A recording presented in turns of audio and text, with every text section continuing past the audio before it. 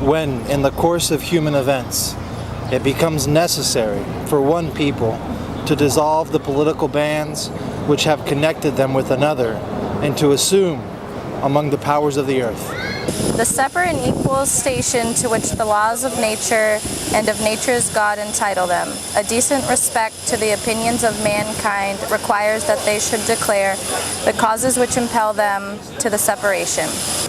We hold these truths to be self-evident, that all men are created equal, that they are endowed by their Creator with certain unalienable rights, and that among these are life, liberty, and the pursuit of happiness. That to secure these rights, governments are instituted among men, deriving their just powers from the consent of the governed. That whenever any form of government becomes destructive of these ends, it is the right of the people to alter or abolish it. And to institute new government, laying its foundation on such principles and organizing its powers in such form as to them shall seem most likely to affect their safety and happiness. This indeed will dictate that governments long established should not be changed for light and transient causes.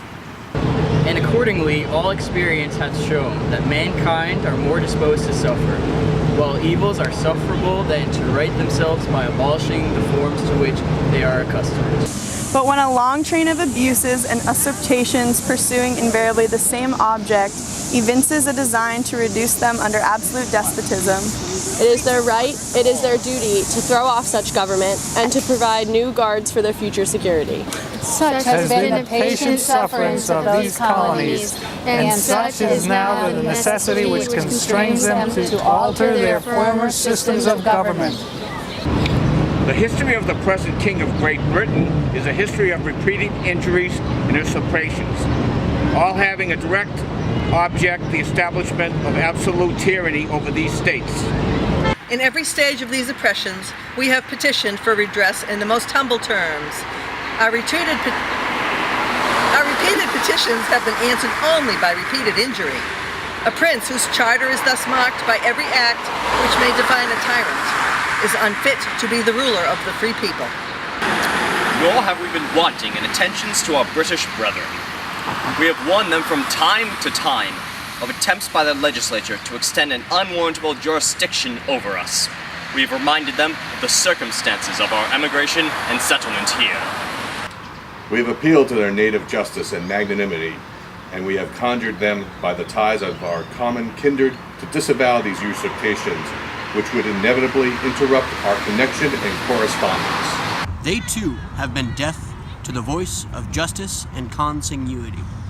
We must, therefore, acquiesce in the necessity which denounces our separation and hold them, as we must hold the rest of mankind, enemies in war, in peace, friends.